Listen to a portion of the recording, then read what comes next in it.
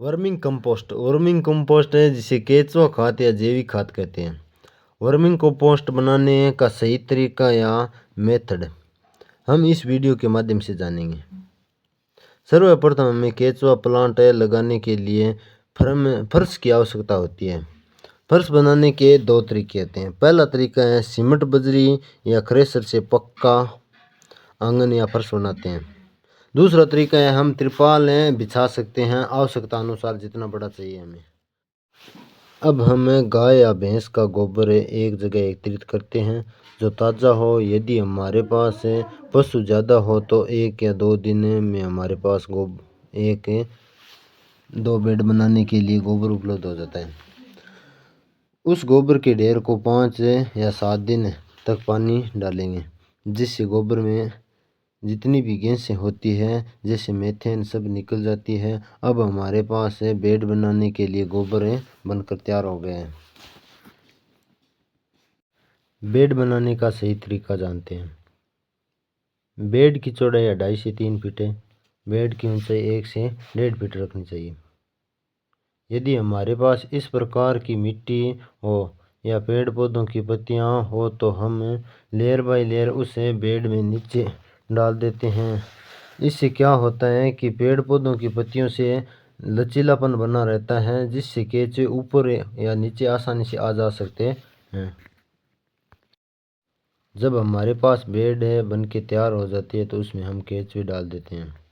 सर्दियों के मौसम में हमें 5 या 7 दिनों से पानी डालते हैं, जो इस प्रकार बेड पर डाला जाता है।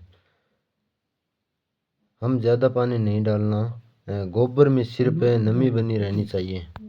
और गर्मियों के मौसम में हमें रोज़ या 2-3 दिनों से पानी डालना चाहिए।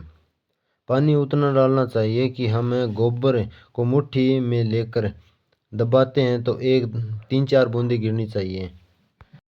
इन क्यारियों में 5-7 दिनों से इस प्रकार के लोहे के सिरे को अंदर फेरना चाहिए, जिससे बेड में लचीलापन या पॉली होती है तो केंचुआ आसानी से अंदर विचरण कर सकते हैं। इस प्लांट को छाया के लिए हम छपरा बना सकते हैं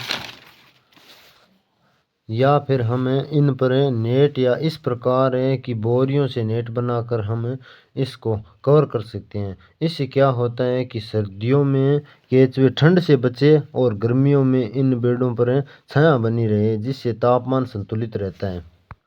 इस प्रकार हम केंचुआ खाद बना सकते हैं।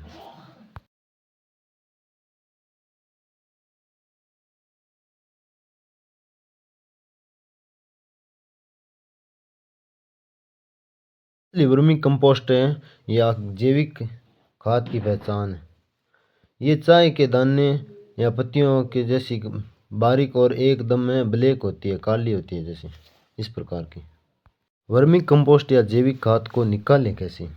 केंचुआ खाद को निकालने के लिए हम एक छान या जार की आवश्यकता होती है, जिससे खाद और केंचुआ अलग अलग हो जाते हैं। केंचुओं को नई बेड में डाल देते हैं और खाद को हम कट्टा भर लेते हैं।